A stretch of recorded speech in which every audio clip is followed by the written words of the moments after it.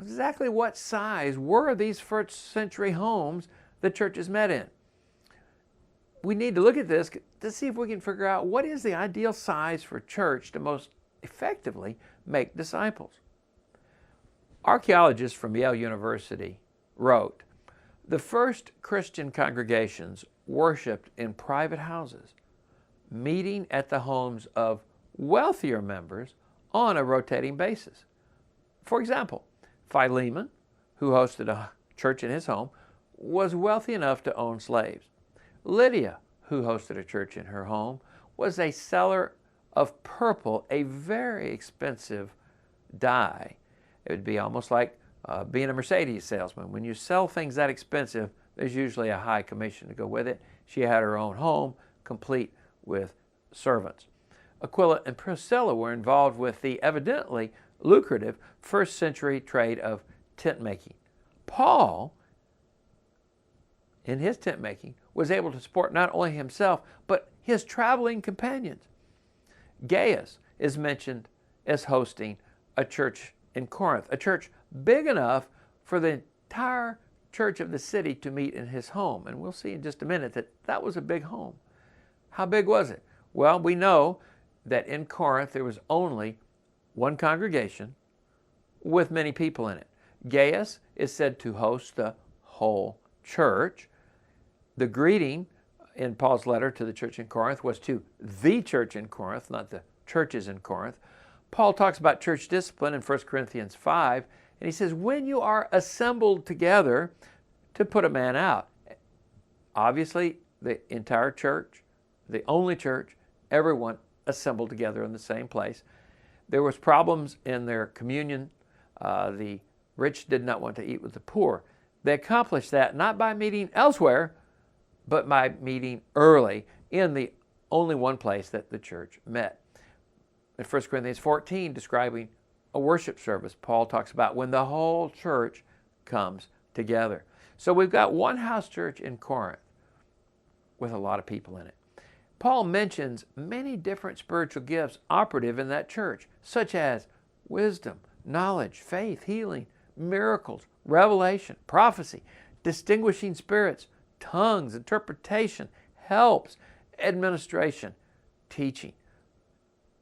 And it seems not only were there a great many different gifts, but there were multiple people with the same gift, so much so that he has to regulate the number of people who can use the same gift in a meeting.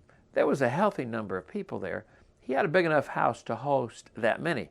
So what size were their homes? Here is a floor plan of an actual first century Roman villa. The typical Roman villa didn't have outside windows because of security concerns. They did have large open spaces on the inside to let light in and fresh air. So typically the rooms that fronted the street were businesses. There were shops that were rented out to business owners. So you see at the bottom of the screen there in the rooms labeled Q, those were shops. Now, the letter B is a hallway between the shops into a large area called the atrium. Typically it was open to the outside, had an impluvium in the middle of it to catch the water. Through that and into room G, that's the business office, you go into this letters K and J, which was a large semi-covered garden, also called a peristyle. So you've got these large areas where numbers of people can meet. So here Exhibit A is a drawing of a typical Roman villa. If you look to the left-hand side of the screen, you'll see the shops. In between the two shops was the hallway to the atrium. Through that was the business office into the large garden or peristyle area. Exhibit B is similar. Here you've got shops on two sides of the building, but again you see the opening for the atrium and then a very large opening for the peristyle. Now here is an actual photograph of a first century Roman villa atrium. Jerome Murphy O'Connor, in his study of 6 different first century Roman villas, found the average square feet in an atrium was 800 square feet. Here's another Roman villa atrium. You can see it's a good-sized room. Here's yet another. In this photograph, you see people walking around. It gives you a feel for the size of these atriums in the Roman villas. Here's a photograph of one as it would have looked new, not so rustic as in the archaeological photographs. So the question you have to ask yourself, and we're trying to determine, should we do house churches today? Well, do you have a room that is this big in your house? Because that's obviously going to affect the size of how big these early church meetings were. The ESV Study Bible says that early Christian churches met in homes. There is extensive archaeological evidence from many sites showing that some homes were structurally modified to hold such churches. So we already saw they had big rooms in them, and now we find out they're modifying these Roman villas to hold a few more people. For example, there is one known Roman villa that hosted a house church in a city called Dura Europus, Fort Europe. The home was located on the outer defensive wall, and the Romans built a second interior defensive wall after the city was built, and they filled everything in between with rubble, entombing these homes and businesses and even a synagogue.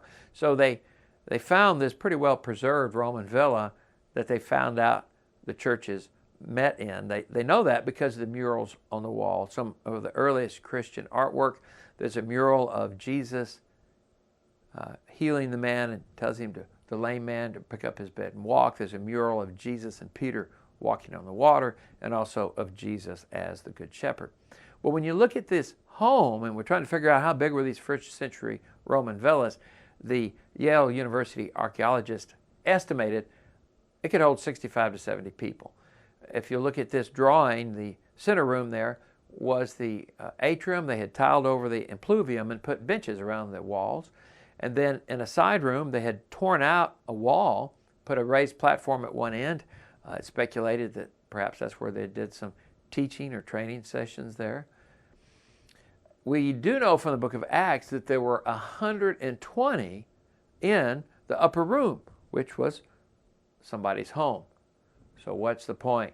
Well, sociologists tell us about something called the rule of 150. Malcolm Gladwell wrote, "The size of a group can make a big difference. Crossing the 150 line is a small change that can make a big difference." And Robin Dunbar, a British anthropologist, observed that military units are typically under 150 because orders can be implemented and unruly behavior controlled on the basis of personal loyalties and direct man-to-man contacts. The Hutterites, for example, an Anabaptist group, for hundreds of years have had a policy that whenever a colony reaches 150, it is divided. They discovered that over this number, people became divided and alienated. Bill Gross, one of their leaders, said that keeping things under 150 just seems to be the best and most efficient way to manage a group of people. When things get larger than that, people become strangers to one another. And so, the point is, in keeping with the New Testament example, the ideal size for a congregation today might be the same number of people that could fit into a first century Roman villa. We're not talking about thousands of people in a single church. We're not even talking about hundreds of people in a single church, but rather scores of believers.